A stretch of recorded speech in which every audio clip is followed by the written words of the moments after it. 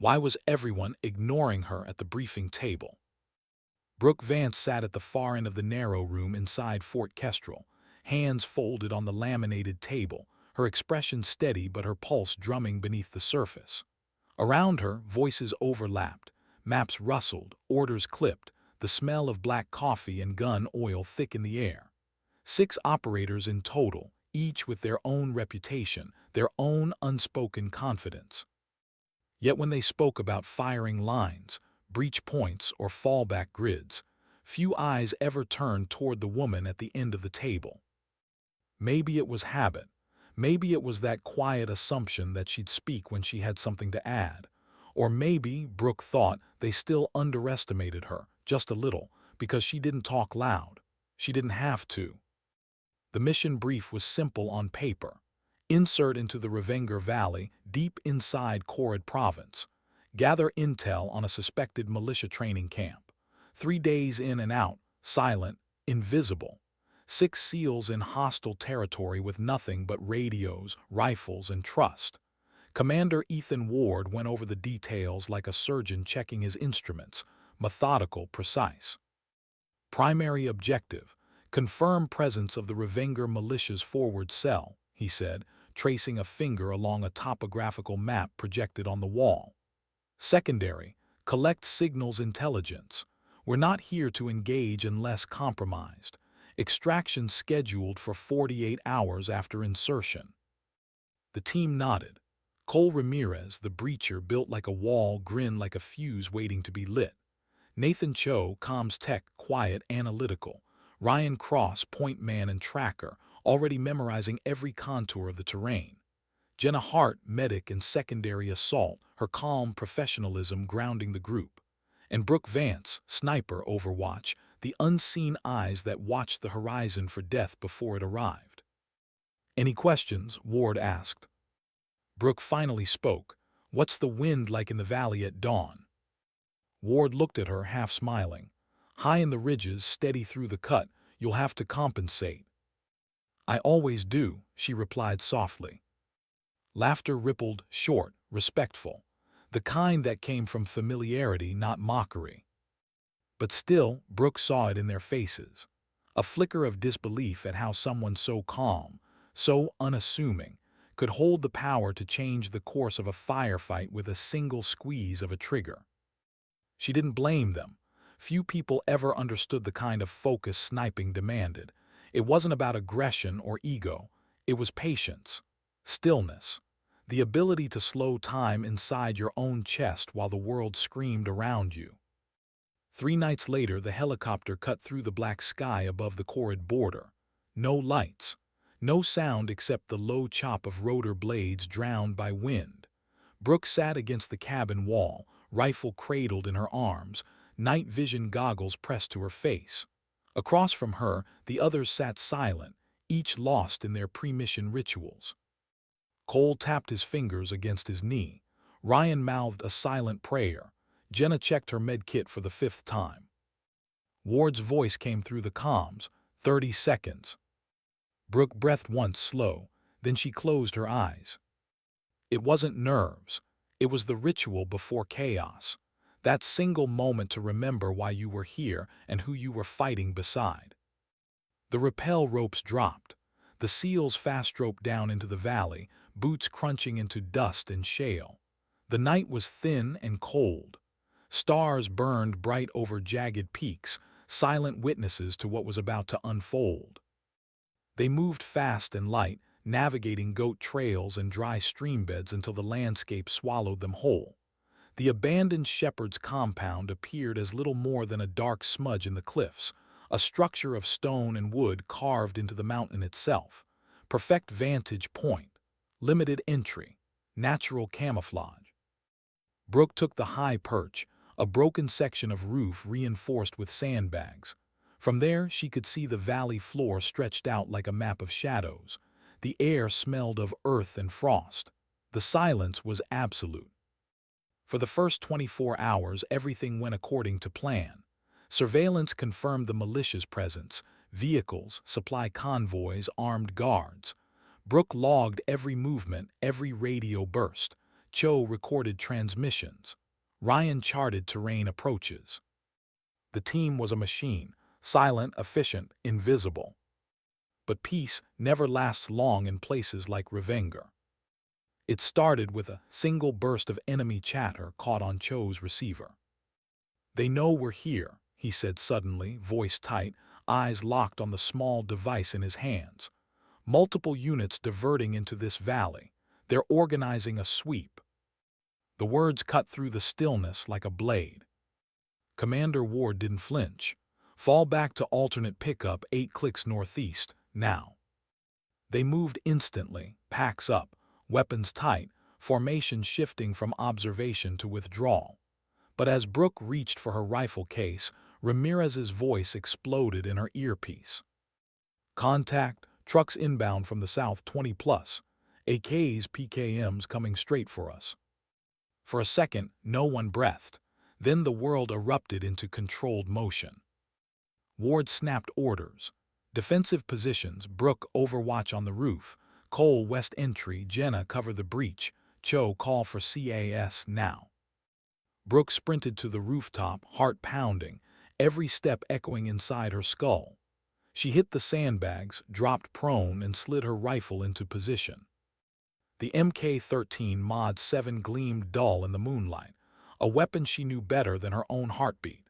She spent 6 years behind its scope, learned the language of wind, distance, and gravity like others learned to breathe. She chambered a round. "Fields of fire set," she transmitted. "Southern tree line 600 meters, ridge west 400, ravine north 250. I've got 270 degrees of coverage." "Copy," Ward answered. "Weapons free on any hostile that presents a threat. Make your shots count." Brooke steadied her breathing. The first silhouettes appeared at the southern tree line, dozens of them. Too many. Through the scope, they looked like ghosts moving through a pale mist, weapons glinting faintly. Some carried PKMs, others RPGs.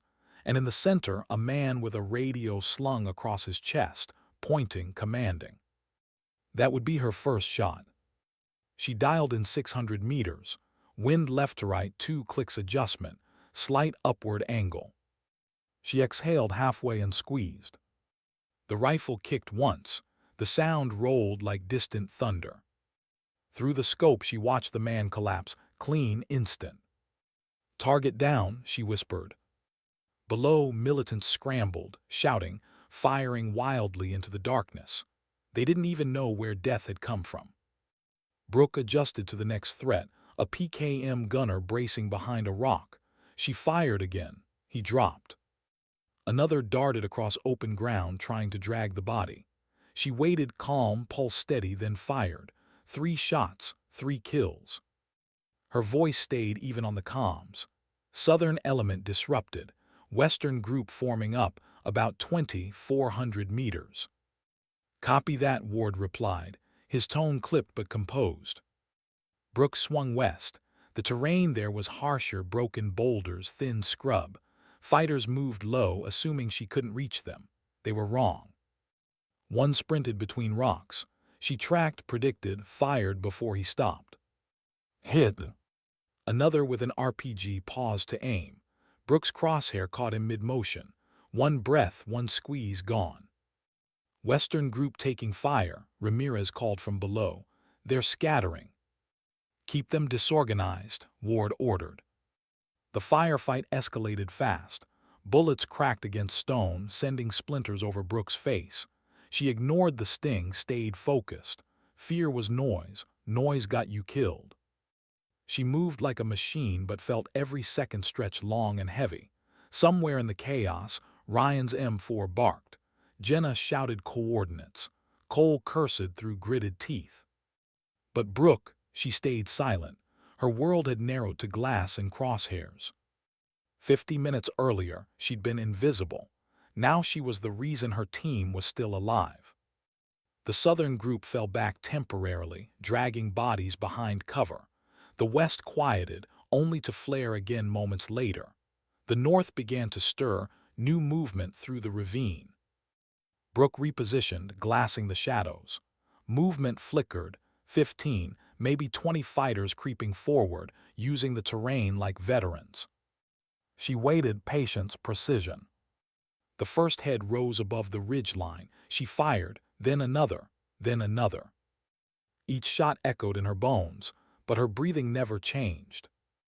"They're testing our lines," she said softly, probing. "Copy that," Ward replied. "CAS?" she asked. 40 minutes out. Brooke's stomach turned. 40 minutes against 60 fighters. They might as well be on another planet. She checked her ammo. 120 rounds, enough if she stayed calm, not enough if panic took hold. Through her scope, she saw the southern tree line come alive again. More headlights, more trucks, reinforcements. "Estimate 70+ hostiles total," she reported. Cho's voice came through. "Confirmed, intercepted comms, they're calling in everyone." Brooke adjusted her scope to the nearest technical, a truck mounting a heavy gun. If that weapon got in range, the compound would be shredded. She didn't aim for the gunner. She aimed for the engine block, 3 rounds. The truck shuddered, smoke pouring from its hood. The gun never fired. "Truck neutralized," she said. "Nice shooting," Ward muttered, the kind of quiet respect only another warrior could give. Still, they were being surrounded. Brooke knew what that meant. If they breached, there would be no long-range fire, only blood and noise and chaos. She thought of her family back home in Oregon, of her father's old saying, "Courage isn't loud. It's what shows up when nothing else does." She breathed. A tear tried to rise behind her eye, but she blinked it away. There would be time for that later. Below, Cole shouted, "West side holding, reloading." "North clear for now," Jenna answered. Brooke whispered into her mic, "Holding south, still got targets moving." The words came steady, but inside her pulse hammered. Through her scope, she saw one fighter dragging a wounded man, yelling orders. Another laid down suppressive fire. She watched his muzzle flash and fired between bursts. Silence followed. Another sprinted across the open. Dust puffed near his legs, adjust. Second shot, down. She didn't celebrate, she didn't count. Some snipers tally kills. Brooke counted the lives she saved instead. By her math, that number was still too small. She exhaled and looked through her scope again. The world beyond the reticle blurred into insignificance. Only wind, distance, and purpose remained. And in that stillness, amid the rising storm of gunfire and fear, Brooke Vance found her rhythm. The fragile, lethal calm that separates the living from the lost. She whispered, "Let's see if you can find me before I find all of you." The valley answered with silence. But the night had only just begun. She stood alone against the wind.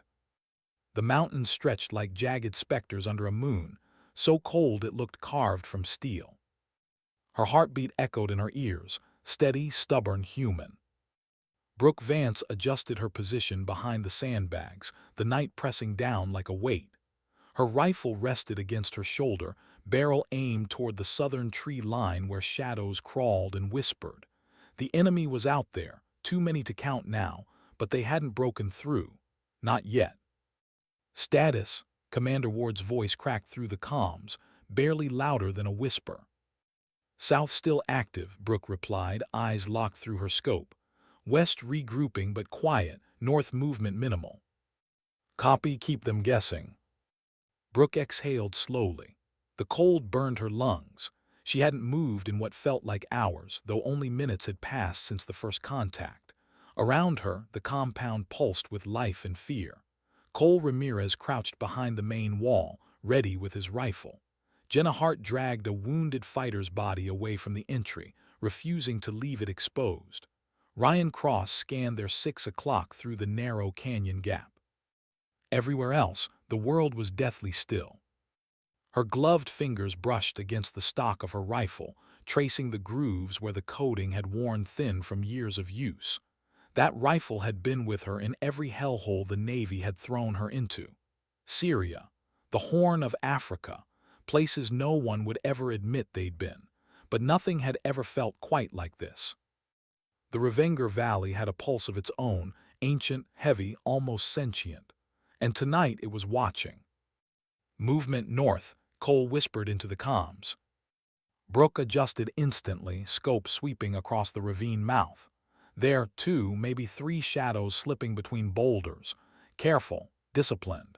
She adjusted for distance, 250 meters, and waited. Her breath slowed. The wind died. Time stopped. One shape broke cover. She fired. The figure dropped. The second hesitated, crouched low. Brooke didn't move. She waited for him to think he was safe. He shifted, maybe to drag his fallen comrade. Another shot. Another body stilled. 2 down north, she whispered. Cole's reply came rough. They're testing us. Small probes looking for weakness. Let them, Commander Ward said, his tone like stone. Every probe costs them men. A flicker of static hissed over the net, Cho trying to raise higher command again. Brooke listened to his calm, precise voice cutting through the noise. Viper Control, this is Ground Team 1, troops in contact, multiple enemy elements converging. Request immediate air support. Copy. Only silence answered. Then Ground Team 1, this is Viper. Air assets are en route, ETA 25 mics. Hold your position. 25 minutes. It might as well have been forever. Brooke swallowed hard. She checked her magazine, half full. She reloaded, hands moving automatically. Her eyes never left the scope. Down in the compound, Jenna whispered, "Brooke, you good up there?" "I'm fine." "You don't sound fine."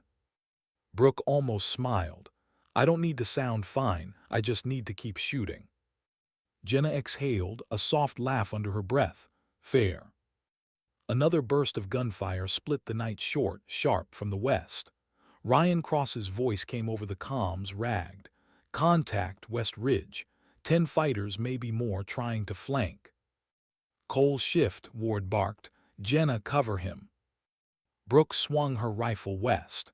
She could barely make out the silhouettes through the uneven terrain, dark forms moving through darker rock. They were clever, using the slope to break her line of sight.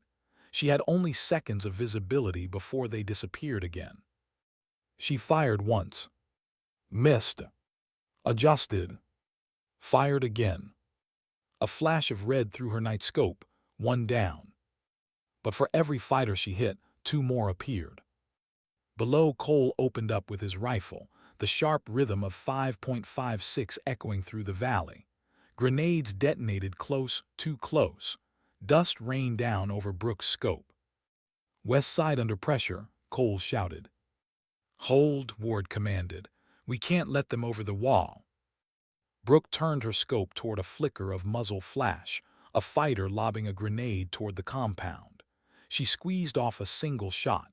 The explosion that followed came half a second later, but not from the grenade. The man had gone down mid-throw. The grenade rolled harmlessly away and detonated against open dirt. Cole's voice came again, hoarse but relieved. "Nice work, Vance." Brooke didn't respond. She was already lining up another target. Her breathing was slower now, mechanical. She'd lost track of how many she'd hit. She didn't want to know.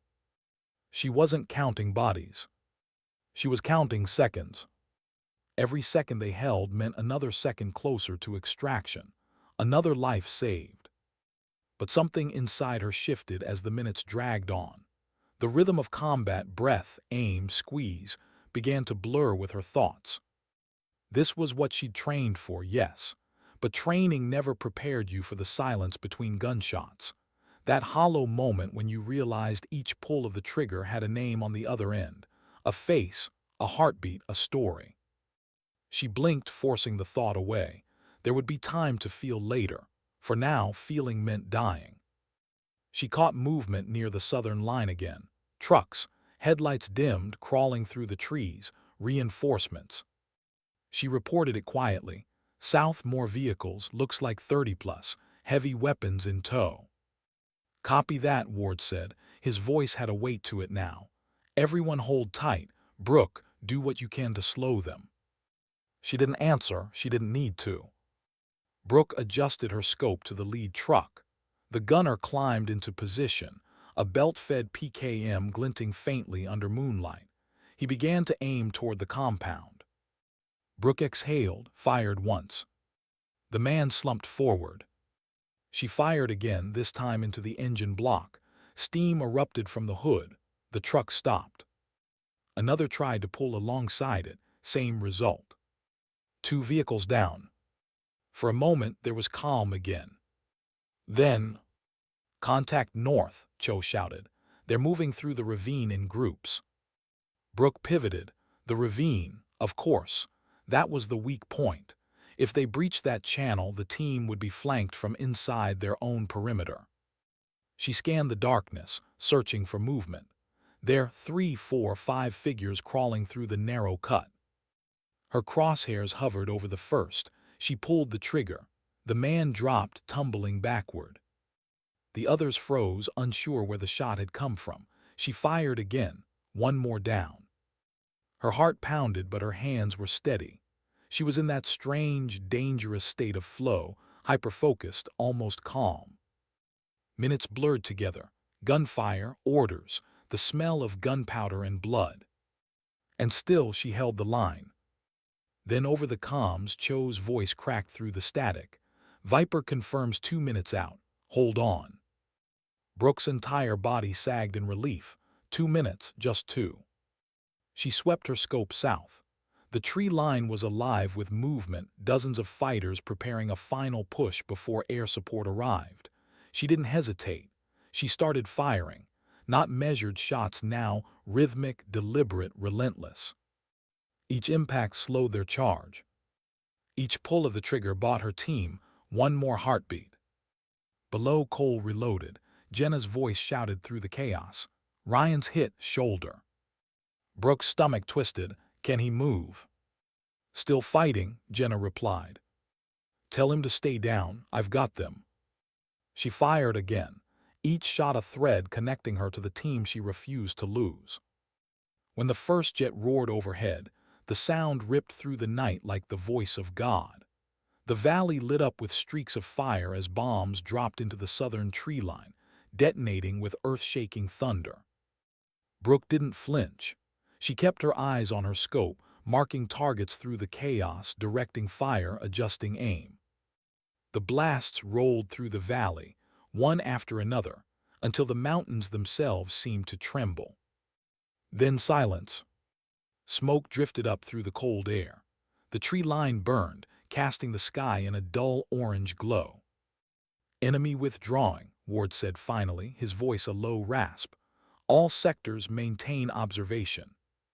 Brooke's breath trembled as she exhaled. She scanned again through her scope, south, west, north. Movement faded, survivors dragging their wounded away. No more coordinated fire, no more shouts. It was over. For now. She lowered her rifle and rolled onto her back, staring up at the stars. They looked impossibly distant. Her hands were shaking. She hadn't even realized it until now. Jenna's voice broke the silence. "Brooke, you okay?" Brooke's lips parted, but no words came.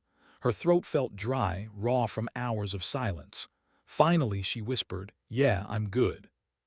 But she was not really.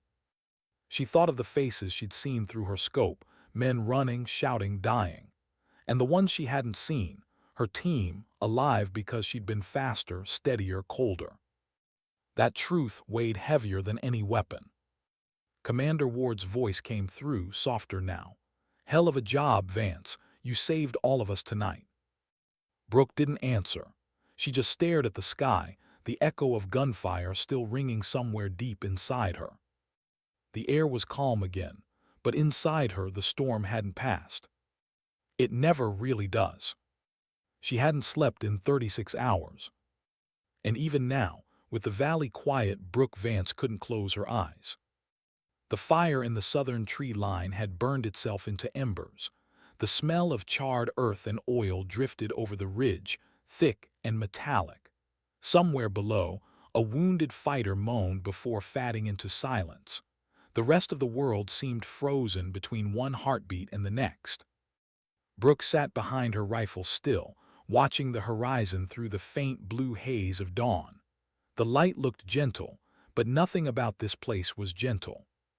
She clicked her radio twice, the silent code they'd used to check in. One clickback answered, Ryan Cross, still alive, still watching. Everyone accounted for, she finally whispered into her mic. Ward's voice came through, gravelly and tired. All six, some scrapes. Cross took a graze on his shoulder, he'll live. Relief hit her like a breath she'd forgotten to take. Status of enemy, she asked. Gone, Ward replied. Fled west toward the ridgeline, no organized movement. Gone for now. Brooke lowered her rifle and rolled onto her back, staring up at the pale sky.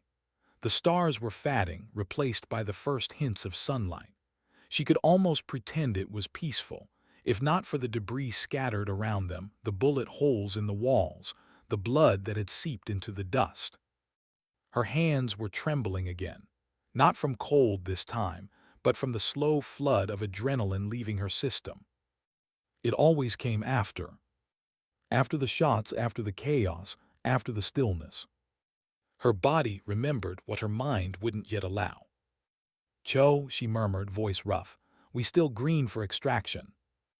Affirmative, he replied. Hello's inbound, 15 minutes. 15 minutes. That was all that separated them from being statistics or survivors. She pushed herself upright and started checking her gear, not because it needed it, but because the ritual kept her steady. Magazine count, bolt action, scope alignment, every click and snap grounded her. Down below, Cole and Jenna were gathering their packs. Ryan sat near the doorway, shoulder wrapped, face pale but calm. He looked up at her and gave a weak smile. You still up there, Angel? He called quietly. Brooke almost smiled. Yeah, you're welcome. Remind me to never doubt you again. You doubted me. Once years ago, never again. She shook her head, just enough to hide the faint warmth that touched her chest. In war, humor was how you kept your sanity. But behind that small exchange lay something truer, a silent gratitude they didn't have the energy to say out loud. Because they all knew, if she had missed even half those shots, they wouldn't be talking now. The radio crackled again. Eagle 1 approaching LZ. Visual confirmation of friendly smoke. Prepare for extraction. Ward's voice sharpened. That's us, move. The team broke from the compound in formation, heads low, eyes scanning. Brooke was last out, rifle slung, her gaze sweeping the valley one final time. Nothing moved, just shadows and scars. The helicopter descended into the clearing below, rotors kicking up a storm of dust. As the SEALs sprinted toward it, the landscape blurred, orange firelight mixing with cold dawn. Brooke climbed aboard last, her boots pounding against the metal floor. The bird lifted off, and with it the valley dropped away, shrinking beneath them, swallowed by smoke and distance. For the first time in hours, Brooke let her body relax. The vibration of the helicopter thrummed through her bones, almost comforting. She leaned her head back against the seat, closed her eyes, and tried to breathe. Cole looked over from across the cabin. 87 rounds, right? Brooke opened her eyes, confused. What? That's what you fired, he said. I counted. Why would you count? Because it was impossible. He smiled faintly. Because nobody should be able to hit that many targets under that kind of pressure. Brooke didn't answer. She didn't know how. She just looked out the window at the burning valley below. It looked so small now, like all that chaos had happened in someone else's dream. Ward's voice came through the intercom. Hell of a job, Vance. Without you, we wouldn't have lasted 10 minutes. Brooke met his gaze, but said nothing. She didn't know how to accept praise for something she couldn't even process yet. She hadn't felt heroic up there, just necessary. Cho leaned in from the front. Command wants debrief as soon as we're wheels down. Intel says we ran into 3 times the expected numbers. Ward snorted, "You don't say." Ryan chuckled weakly, then winced as pain shot through his shoulder. "Guess we made history." Brooke turned away again. History didn't feel like this. History didn't smell like burnt oil and blood. As the helicopter cut through the early morning light, the team fell into silence. The adrenaline faded, replaced by exhaustion so deep it felt like it lived in their bones. Brooke stared at her hands, the same hands that had held the rifle steady, the same hands that now trembled faintly. She tried to picture the faces of the men she'd seen through her scope, but her memory refused. They blurred into shapes and shadows. Maybe that was mercy. When the helicopter finally touched down at Fort Kestrel, ground crews rushed in, medics waiting, officers barking directions. Brooke stepped out into the sunlight and blinked hard. It was too bright, too normal. The base looked exactly as it had before they left. That felt wrong. A captain met them on the tarmac, clipboard in hand. "Debrief room Bravo in 15 minutes. Medical clearance first." Ward nodded, understood. Brooke moved automatically through the motions, weapon check, med check, hydration.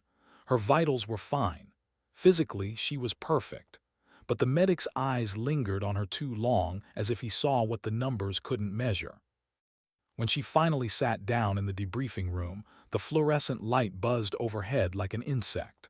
The chairs were cold, the air too clean.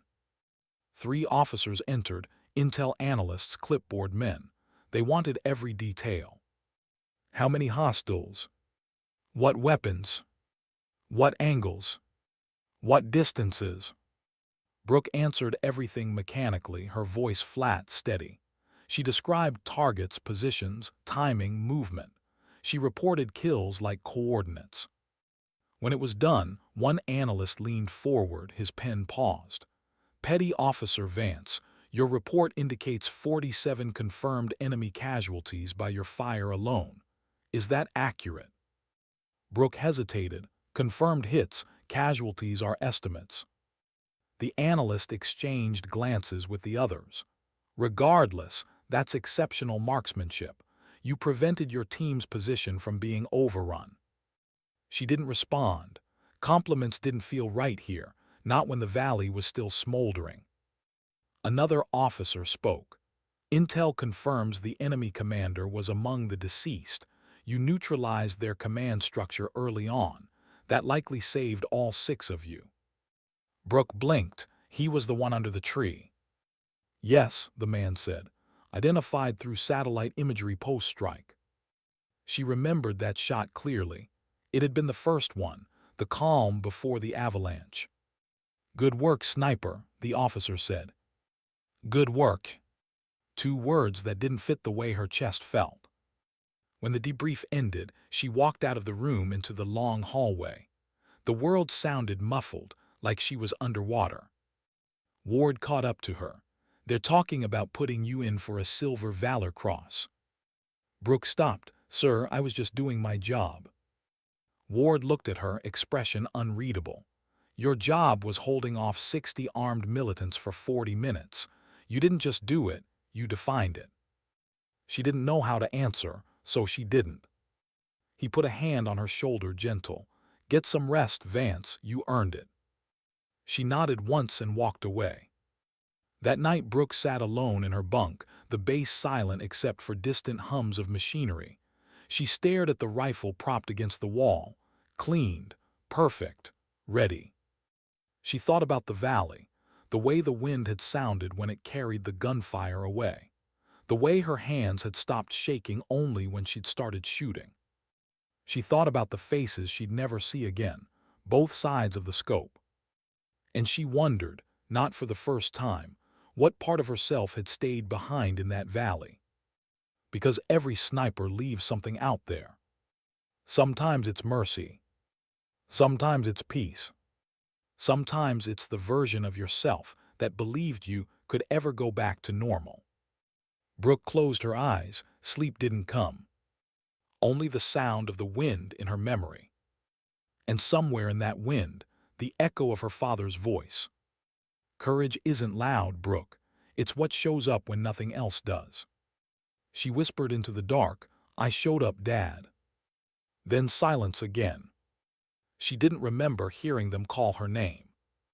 The ceremony was happening, yet Brooke Vance felt like she was watching it through someone else's eyes, detached, almost weightless, as if the world had shifted a few inches to the left and left her somewhere between presence and memory. Rows of uniforms gleamed beneath the midday sun. Flags stirred against a blue sky. The brass band's notes felt too clean, too proud, too far removed from the dirt and smoke of Restraint Valley. Someone nudged her gently from behind, Jenna Hart smiling, eyes soft. That's you, she whispered. Go. Brooke blinked once, then stepped forward.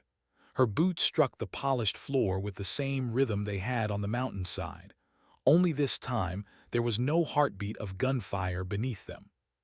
She reached the podium, saluted, and stood still as the commanding officer pinned the Silver Valor Cross to her uniform.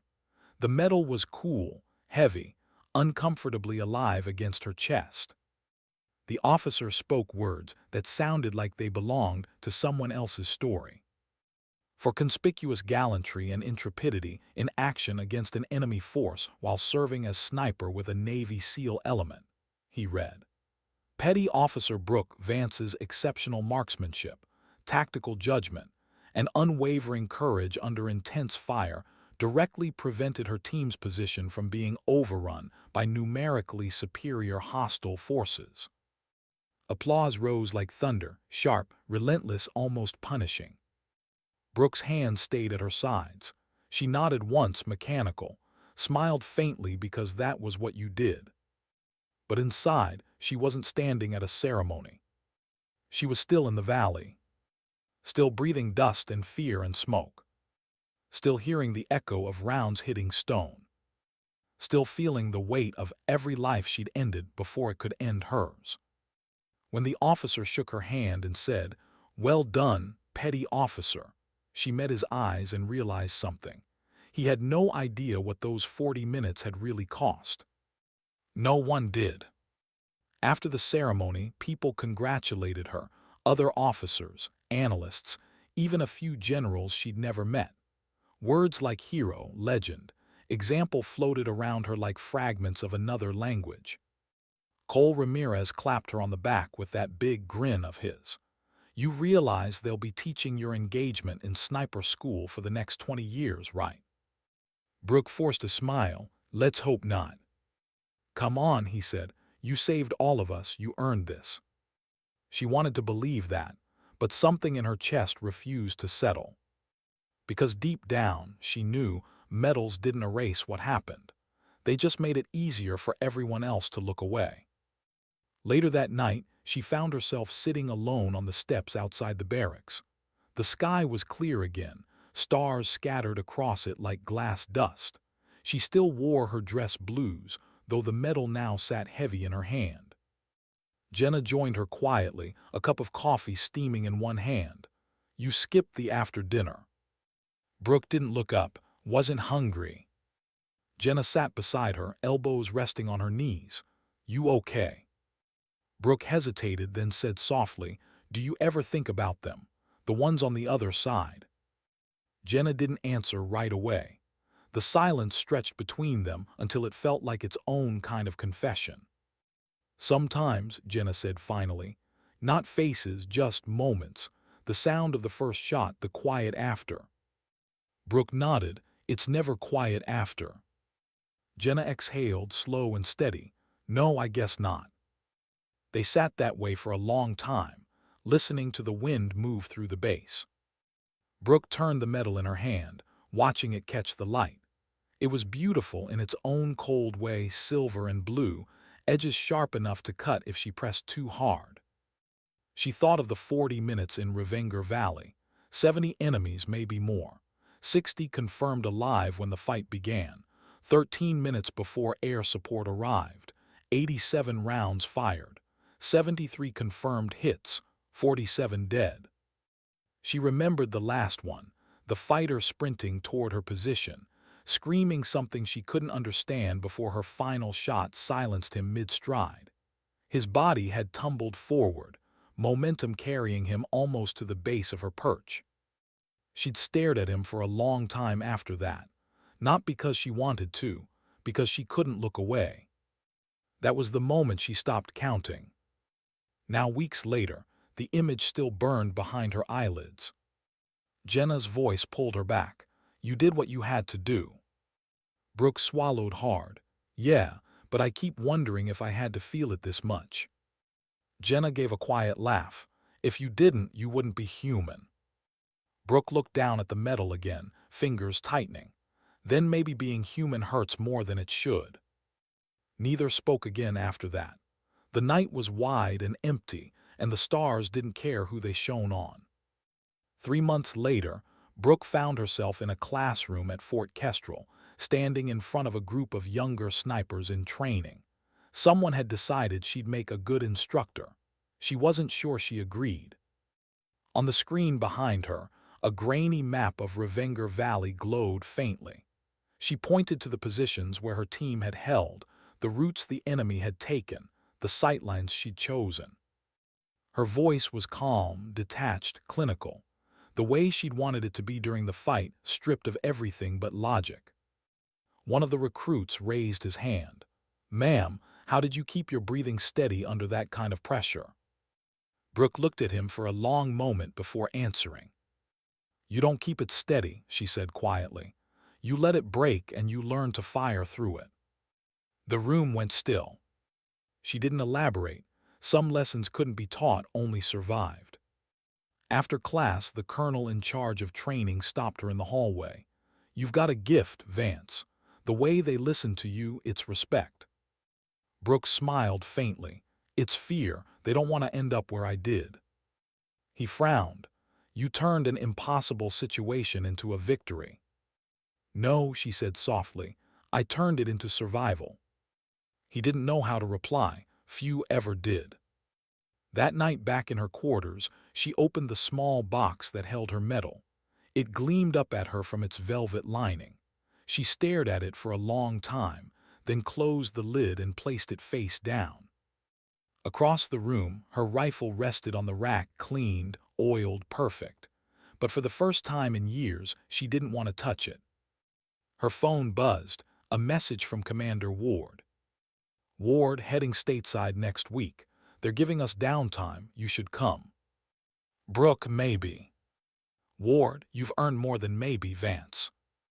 Brooke, "So have they." She didn't send the last message she wanted to. "So have the ones we left behind." Instead, she shut her phone off and stared at the wall until the numbers on the clock blurred. Sleep didn't come easily. When it did, it came with ghosts. She dreamed of the valley, but this time, she wasn't holding a rifle. She was standing among the fallen, surrounded by silence that felt like judgment. In the dream, one of the men she'd shot raised his head. His eyes weren't angry, just tired. "Why?" he asked. Brooke opened her mouth to answer, but no sound came. When she woke, her hands were clenched so tight her nails had drawn blood. She sat there in the dark, breathing hard, eyes stinging. The medal's box sat across the room, closed and waiting, its presence louder than the night. She whispered to herself, "Sometimes dignity doesn't speak, it just acts." It was something her father used to say, words she'd repeated before every mission, but never truly understood until now. Because she realized that the bravest thing she'd done wasn't the shooting. It wasn't the killing. It was staying human afterward. And as dawn began to creep through the window, Brooke Vance made a decision. Tomorrow she'd hand in a request for reassignment, not to quit, but to teach. Not because she wanted to escape the battlefield, but because she finally understood what her purpose was. Not every war was fought with a rifle. Some were fought with memory, and the courage to tell the truth about what it cost. It was her first day back on the range. And for the first time in years, the rifle felt heavy. Brooke Vance stood at the far edge of Fort Kestrel's sniper training complex. the early morning air thick with the metallic tang of gun oil and spent brass. The line of students in front of her adjusted their weapons with the stiff, anxious precision of soldiers still learning what confidence felt like. Somewhere in that line, a young recruit caught her eye, lean, quiet, focused. He had the same tight posture she once did, the kind that came from trying not to take up too much space in a room full of louder voices. His name was Avery Kellen, 23, marksman from Oregon, same state she'd grown up in. "Range is hot," one of the instructors called. Brooke didn't pick up her rifle yet. She just watched how Kellen held his breath wrong, too shallow, how another recruit jerked his trigger instead of squeezing. She could see the mistakes before they made them. It wasn't arrogance, it was instinct. When the first volley of shots cracked across the valley, she didn't flinch. The sound was comforting in a strange way, familiar. Then came the calls of correction. "Low right, wind drift, check your zero." Brooke's voice was quiet, even. "Hold your exhale longer, don't fight it. Feel the pause, then move." The students listened, adjusted, fired again. "Better." When the session ended, the recruits gathered around her. Some smiled shyly, others just nodded, grateful but nervous. Only Kellen lingered. "Ma'am," he said. "Don't call me ma'am," Brooke said gently. "Brooke is fine." He hesitated, then tried again. "Brooke, I read your debrief from Revenger." Her stomach tightened. "That report's still classified." He swallowed hard. "Yeah, but things get around. Everyone here knows what you did." She sighed. "What I did was my job." Kellen nodded but didn't leave. "How do you live with it?" The question landed like a punch she hadn't braced for. She stared at him, really looked at him. The kid had the same haunted eyes she saw in the mirror every morning. "You don't," she said finally. "You learn to carry it." He nodded slowly, as if that answer both comforted and terrified him. Then he walked away. Brooke stood there for a long time, the wind tugging at her hair, the smell of cordite and grass swirling around her. She'd thought teaching would make things easier, a way to make sense of everything, to give meaning to the ghosts that followed her. But some mornings, it felt like she was still up on that ridge in Revenger, waiting for another wave of enemies that never came. 2 weeks later, the base commander summoned her to his office. "Close the door, Vance," he said. She did. He slid a thin file across the desk. "Training detachment in Atlas Province just lost their lead instructor. We need someone experienced to oversee an advanced live-fire course for deployed units. 2 weeks in hostile terrain. You'd be perfect." Brooke's throat went dry. "You want me back in the field?" "Not combat," he said quickly. "Training exercise only, but conditions are unpredictable. You'll have a security team." She hesitated. Every part of her wanted to say no, but something in her chest, that old sense of unfinished purpose, whispered yes. "When do we leave?" she asked. "Tomorrow." That night she packed in silence, the same rifle, the same boots, but this time something inside her was different, not hardened, just clearer. War wasn't about killing anymore. It was about teaching others how not to die. She boarded the helicopter the next morning with 3 students and 2 security personnel. The air hummed with rotor wash and déjà vu. The mountain range below was rugged, endless, not Revenger, but close enough that it made her heart tighten. When they landed at the makeshift camp, Brooke immediately began setting up range markers, wind flags, and safety protocols. She moved methodically, keeping her mind on details. The past had teeth, and she refused to let it bite. By the second day, the training was running smooth. Kellen was with her again, sharper now, growing into his skill. "Wind's shifting at your 2 o'clock, she told him. He nodded, corrected, fired. "Perfect hit." "Good," she said softly. He turned, grinning faintly. "You sound surprised." "I'm not surprised," she said. "I'm proud." The word caught her off guard. She hadn't said it to anyone in years. That night they sat by the small campfire.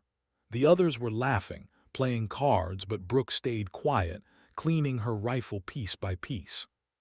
Kellen spoke first. "Can I ask you something?" "Shoot." "What did it feel like? That moment when you realized it was just you holding the line?" She paused, the cleaning cloth frozen in her hand. "It didn't feel like anything," she said finally. "Not fear, not pride, just stillness. Like the world had stopped waiting for me to decide if it kept turning." He nodded, expression sober. "I hope I never find out what that feels like." Brooke looked at him, really looked, and for the first time in months she smiled without forcing it. "I hope you never have to." The next morning the peace shattered. Static burst through her radio, the security perimeter tripped. Unknown movement half a kilometer west, not a drill. Brooke was on her feet before the others finished grabbing their rifles. "Stay behind cover," she ordered. "No one fires until I say." The two security officers moved to intercept while she climbed the nearest ridge for overwatch. The climb tore at her lungs, but she barely noticed. The old rhythm came back: steps, breath, count, aim. She lay prone, scanning the valley below. Through the scope she saw it: 5 figures moving low through brush. Not friendly. Her stomach clenched. This wasn't supposed to be happening. She toggled her radio. "Base, this is Vance. Possible hostiles approaching training site. Request confirmation on nearby patrols." Static, no reply. "Of course," she muttered. The figures advanced closer. Not an assault, not yet, but they were armed. Probably local militia scavenging. She could end it with a single shot. But something inside her stopped her finger on the trigger. They hadn't fired yet. She waited, watched.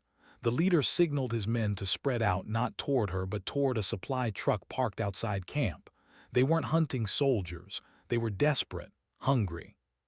She exhaled and keyed her mic. "Security team, hold fire. Repeat, hold fire. Let them take what they came for." "Ma'am." "That's an order." From her perch she watched the group ransack the truck, taking crates of food and medical supplies. They moved quickly, efficiently, then vanished back into the hills. Only when the last one disappeared did she lower her rifle. She could almost hear her old instructor's voice in her head. Sometimes not pulling the trigger takes more courage than firing first. Back at camp, the others were shaken but unhurt. "Why didn't you stop them?" one security officer demanded. "Because we didn't have to," Brooke said simply. That night Kellen approached her again. "You could have taken them all out." "I know. But you didn't." She looked at him. "That's the point." He studied her face, then nodded slowly. "You're not like the stories say." She smiled faintly. "Stories never get it right. They make heroes out of survivors." He hesitated. "So which are you?" Brooke glanced toward the dark horizon, where the last trace of sunlight faded into the mountains. A survivor learning how not to be haunted. For the first time since Revenger, those words felt true. 2 weeks later, the mission ended without another incident. The team returned home. When Brooke stepped off the helicopter, the air at Fort Kestrel smelled different, cleaner, softer. She went straight to the range, alone. The sun was setting, gold light washing over the targets. She laid her rifle down, opened the bolt, and just stared through the scope at the distant silhouette of the mountains. This time she didn't see enemies. She saw horizon. Possibility. She whispered under her breath, "I forgive you," not sure if she meant the men in the valley, herself, or both. The wind carried the words away. And for once she didn't chase them. It started with a phone call she almost didn't answer. Brooke Vance had just finished another long day on the range, her ears still ringing faintly from rifle reports and wind calls. She sat in her small Fort Kestrel apartment, the smell of coffee and gun oil drifting together in the quiet. When her phone buzzed, she expected it to be another routine check-in, some logistics officer confirming schedules or supply requests. But the caller ID froze her mid-reach. Commander Ethan Ward. She hadn't heard his voice in nearly 6 months. Brooke hesitated, thumb hovering over the answer button. Then she took a slow breath and pressed it. "Vance," came the familiar gravel. "You still breathing out there?" She smiled faintly. "Last I checked." "Good, because I might have something that needs your particular kind of steady." Her heart ticked once hard. This doesn't sound like a social call. Ward exhaled on the other end. "A recon team went dark near Dammer Ridge, 2 clicks from your training sector. No radio, no GPS. We've got weather rolling in and command stretched thin. They're asking for eyes who know the terrain." "Extraction?" she asked. "Negative, search and locate. Just eyes and relay. But I'm not trusting a rookie with it." Brooke looked at the rifle leaning in the corner. The same MK-13 she swore she'd retired to teaching. For a long moment, she said nothing. Then quietly, "I'll go." By dawn, she was already on the move. The mountains loomed sharp against the pale sky, snow still clinging to the upper ridges. She moved alone, wrapped in cold and memory. Her gear was lighter than before, no heavy packs, no full combat load. Just essentials, comms, medkit, and her rifle. The valley below stretched silent, endless. Every step brought her closer to places that looked too much like Revenger. Ward's voice came through the radio intermittently. Static, distance, the faint hum of a base too far away to feel real. "Vance, copy." "Copy," she said. "Keep comms every 15. Weather fronts moving faster than expected." "Understood." She climbed higher, scanning for signs of movement. Tracks, heat signatures, anything. But the only thing she found was silence. She reached the ridge by noon. The wind howled over the edge, carrying dust and old snow. Through her scope, she scanned the valley floor and froze. Smoke. Thin, rising from a small hollow 200 meters west. "Command, I've got visual on possible crash or wreckage. Moving to confirm." The closer she got, the clearer the scene became, a wrecked all-terrain vehicle, half buried in dirt and rock. Bullet holes peppered the sides. And beside it, movement. A man barely conscious, uniform torn, blood dark against his sleeve. "Brooke," his voice was a whisper. It was Kellen. Her chest constricted. "Don't move, you're hit." He tried to shake his head. "They're close, 4 of them, patrol. I heard them talking." Brooke crouched beside him, pulling gauze from her kit. "Save your breath." He grabbed her wrist weakly. "You shouldn't be here." "Neither should you," she said. He tried to smile but couldn't hold it. A faint echo carried over the wind, voices.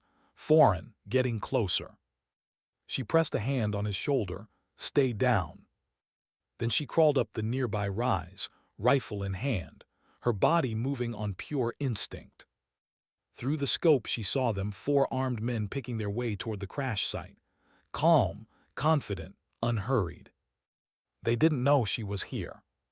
Her heart hammered, but her breathing was steady.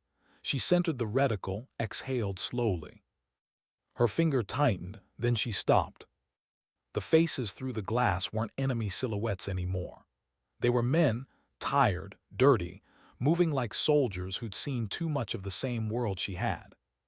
She remembered Revenger, the chaos, the smoke, the certainty that shooting first was survival. But this time, it wasn't that simple. She keyed her radio. "Command, 4 tangos approaching down grid 7. Possible hostiles, no confirmed fire yet." "Understood," Ward replied. "Engage if threatened." She stayed prone, tracking their movements. The leader raised binoculars, scanning the wreck, but made no signal to attack. Then she saw it, patches on their vests. Local militia, but not Revenger's kind. They were border guards, probably investigating the same wreck. "Command," she whispered. "Negative engagement. Repeat, not hostiles, holding fire." "Copy that, Vance. Good call." She waited until they reached the wreck until she was sure. One knelt beside Kellen, speaking into a radio, calling for medevac. Only then did she lower her rifle. Brooke exhaled, long and trembling. She made the right choice, not because it was easy, but because it was. Hours later, Kellen was stabilized and airlifted back to Fort Kestrel. Brooke rode beside him, helmet pressed to her chest, the rhythmic thump of the rotors drowning her thoughts. He stirred once, eyes flickering open. "You didn't shoot." She smiled faintly. "Not every threat needs a bullet." He winced but smiled back. "Guess you finally taught yourself the last lesson." She looked out the window at the fatting mountains below. Maybe. 2 days later, she sat alone in the base infirmary, waiting for clearance. Kellen was going to recover a fractured arm, a concussion, nothing permanent. Ward entered quietly, hat in hand. "He'll make it." "I know," she said softly. He sat across from her, studying her face. "You could have fired up there. You didn't." "They weren't the enemy," she said simply. Ward nodded. "Still, that call takes more guts than pulling the trigger." She gave a tired smile. "Took me long enough to learn that." He leaned back, eyes thoughtful. "You've changed, Vance." "I hope so." He hesitated. "Command wants to know if you'd consider leading the new sniper ethics program. They're rewriting doctrine, emphasis on restraint, identification, non-lethal tactics. They want you to shape it." Brooke blinked. "You're serious?" "Dead serious." She laughed softly. "Guess the brass finally realized it's easier to teach conscience before the killing starts." Ward smirked, "Something like that." She didn't answer right away. Her gaze drifted toward the window, the mountains visible in the distance, calm and gray under the setting sun. "I'll do it," she said finally, "but not for doctrine." Ward tilted his head. "Then for what?" "For the ones who still believe their trigger defines their worth." The next morning, she stood once again before a class of new recruits. But this time, there were no maps, no war stories. Only a single sentence written on the board. "Know what you're saving before you decide what you're willing to take." Brooke turned to face them. Being a sniper isn't about killing. It's about clarity, about patience, about deciding when not to act. A young soldier raised his hand. "But ma'am, isn't that weakness?" Brooke smiled faintly. "No, that's control. Anyone can pull a trigger. Few can live with it after." The room went silent. She saw it in their faces, the same mix of awe and confusion she once felt hearing her own mentors speak. "Skill keeps you alive," she said softly, "but restraint keeps you human." After class, she walked to the range alone. The wind was calm, the light soft. She unpacked her rifle not to fire, but to set it gently on the bench. For a long time, she just looked at it, the weapon that had saved her, haunted her, and taught her more about humanity than any book ever could. Then she closed the bolt, clicked the safety on, and whispered, "We're done." The words didn't feel like surrender. They felt like peace. She looked across the empty range, at the rows of distant targets, and realized that she no longer saw enemies there. Just lessons. Just distance. Just quiet. And for the first time since the Revenger Valley, Brooke Vance let herself breathe deeply, freely, without guilt. Because peace wasn't something handed to you. It was something you earned, one choice at a time. A quiet morning never lasted long at Fort Kestrel. The air carried the low hum of generators, the smell of metal, and that endless chorus of boots on gravel that meant 100 people were trying to look busy before the sun climbed too high. Brooke Vance walked the familiar path between the barracks and the range, her coffee cooling in her hand. She still wore her instructor's badge, though the students had started calling her something different now, the calm one. It made her smile sometimes. Calm wasn't a state you found. It was something you fought for every day. She reached the edge of the training field. the same line of benches and targets stretching out into the morning haze. Today's schedule was simple: a refresher drill for second-year marksmen, then an afternoon session on field ethics. She could almost pretend it was routine. Until the siren wailed. It wasn't a drill. The tone was lower, heavier bass lockdown. Brooke's head snapped toward the comm tower just as the loudspeaker crackled. Security alert. Weapons storage breach quadrant 3. All personnel shelter or report to command. Repeat. Then static. She was already running. By the time she reached the inner compound, the scene was chaos. A truck had smashed through the perimeter gate, armored, military issue, but not theirs. Smoke bled from the engine, alarms blaring. 2 guards were down but moving, wounded not dead. At the center of it, 3 men in stolen fatigues held the line, former contractors, by the look of their gear. One had a rifle leveled at a group of unarmed technicians. The others were shouting, trying to reach the munitions shed behind them.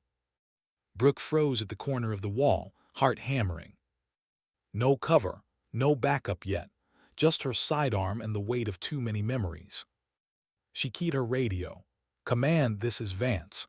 Hostile breach at quadrant 3. 3 intruders armed, holding civilians." Only static. Of course. She drew her weapon, low and steady. The distance was 30 meters easy if she wanted it to be. Her instincts lined up the shot automatically, muscle memory whispering what to do. But then she heard one of the men yell. His voice cracked with fear, not aggression. "We just want the damn data drives. Nobody has to get hurt." The civilians were shaking. The youngest, barely 20, was crying quietly into his sleeve. Brooke's finger brushed the trigger, then stopped. She could end it here. One squeeze, one motion. The part of her trained for a decade to react wanted it over. But another voice, older and quieter, rose in her chest, the one that had learned to measure consequences, not just targets. She stepped out from behind cover. "Put the weapons down," she called, voice level. "You don't want to do this." All 3 men turned, startled. The leader swung his rifle toward her. "Stay back." Brooke didn't raise her gun. She just kept walking, slow, deliberate, each step calculated. "Look at me," she said. "You're boxed in. You've got maybe 60 seconds before the whole base locks this zone. You don't walk away if you pull that trigger." The man's hands trembled, sweat rolled down his temple. "You don't know what they took from us." Brooke's tone softened. "Maybe I do." For a heartbeat, no one moved. Then one of the other intruders, young, scared, looked at the wounded guard on the ground and faltered. "Commander, we can't." "Shut up," the leader barked, panic taking over. Brooke took another step forward, her own weapon still pointed down. "I was where you are once," she said quietly, thinking the only way to be heard was through the barrel of a gun. It never works. You fire one round and the rest of your life becomes that noise. The leader blinked, thrown off by the calm. His grip loosened just slightly. That was enough. 2 security officers flanked from behind, silent as ghosts. One motion later, the leader was on the ground, rifle kicked away. The others surrendered without a fight. It was over in under a minute. Brooke exhaled, the breath shaking as it left her chest. The base commander arrived moments later, barking orders, paramedics rushing to treat the wounded. Amid the chaos, he caught her eye. "You talked them down." She nodded, didn't have to shoot. His brow furrowed, half relief, half disbelief. "Brave call." "Necessary one," she said softly. That night the report sat open on her desk. 3 intruders detained. No casualties.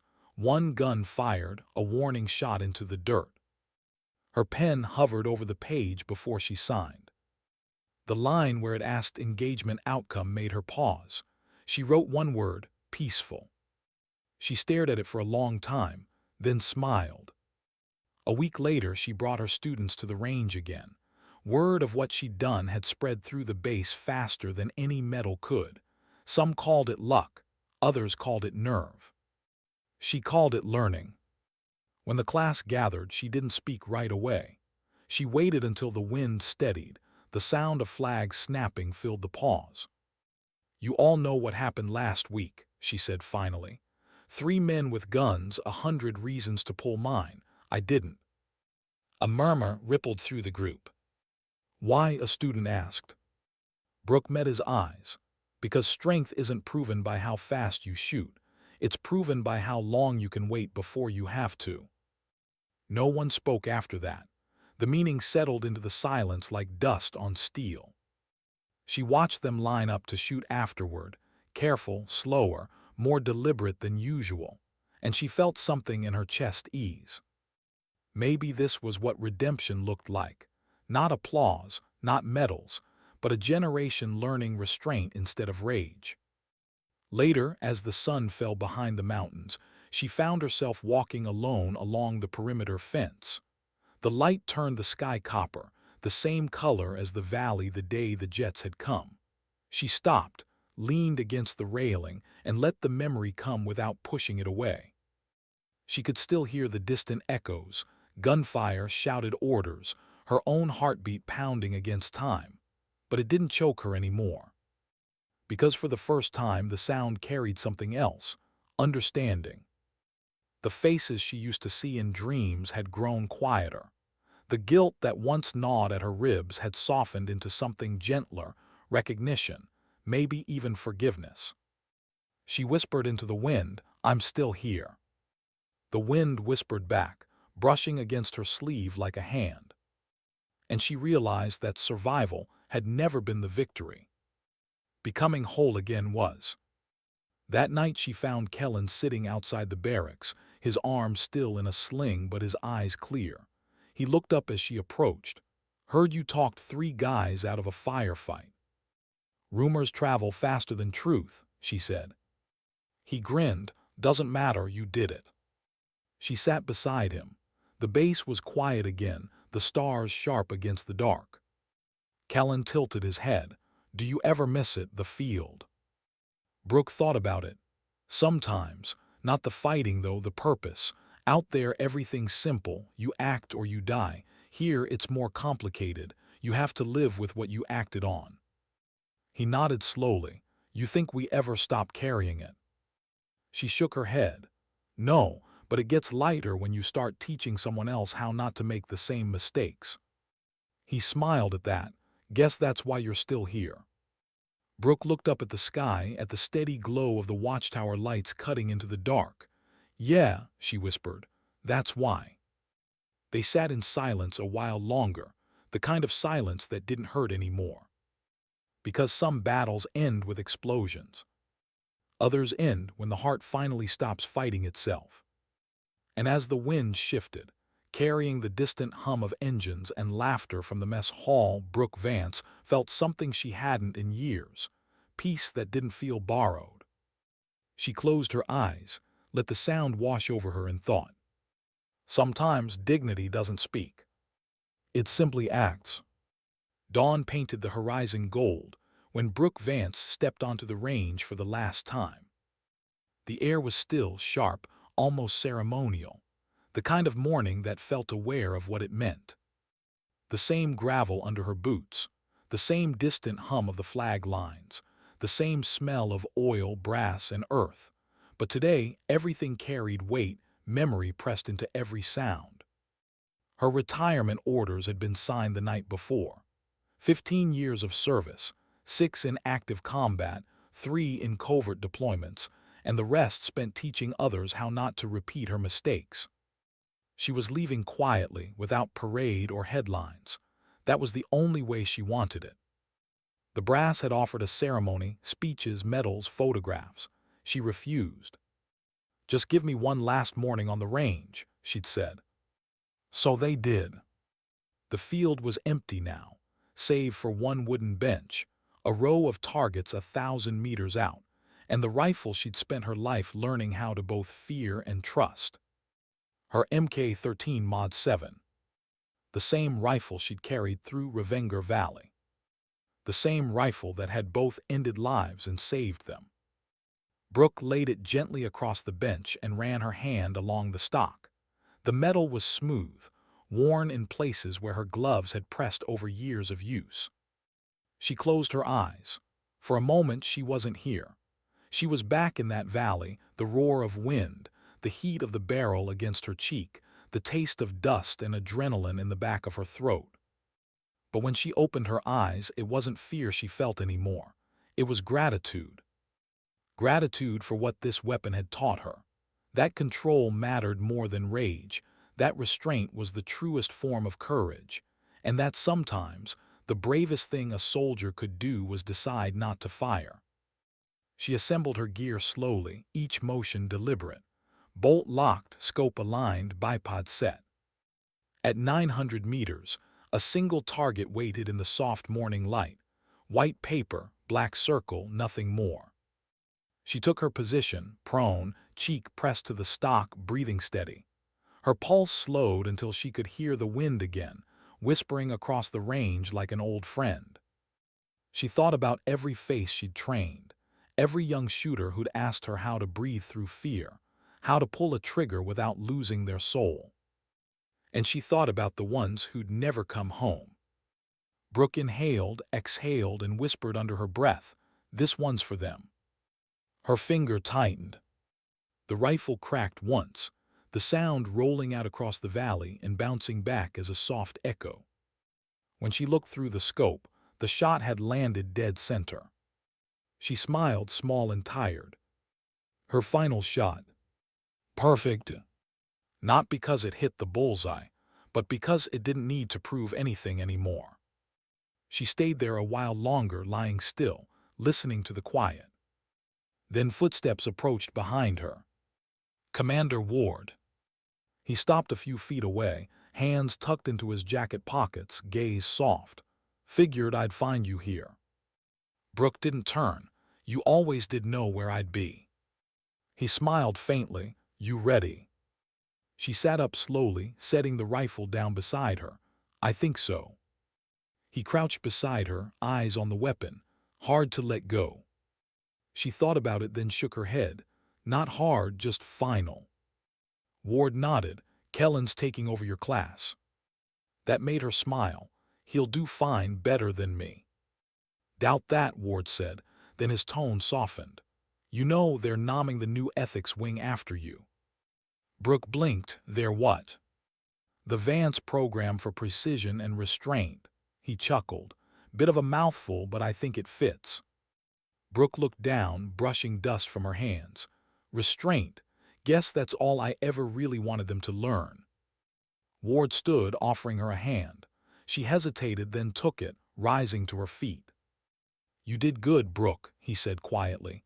Not just in Revenger, everywhere after. Doing good's easy when you've seen what bad costs. He nodded once, eyes glinting. Still, you carried us when it mattered. She smiled faintly. And now someone else will carry it. Ward exhaled, looking out at the range. You know, I think that's how it's supposed to be. Brooke picked up the rifle one last time, walking to the storage case. She placed it inside carefully, closing the latch with both hands. The sound was small, but it felt like the end of an era. I used to think this thing defined me, she said quietly. Turns out it just revealed me. Ward smiled. So what now? Brooke slung her bag over her shoulder, the morning light catching in her hair. Maybe I'll find a mountain without an enemy on it. He laughed softly. That'll be a first. She turned, grinning just a little. You'd be surprised. She left the range slowly, not looking back until she reached the gate. When she did, she saw it bathed in gold. The same field where she'd trained hundreds, where she taught a new generation that silence was strength and patience was power. She didn't wave, she didn't salute. She just stood there, letting the light touch her face. For years she'd carried the weight of Revenger, the screams, the smoke, the ghosts.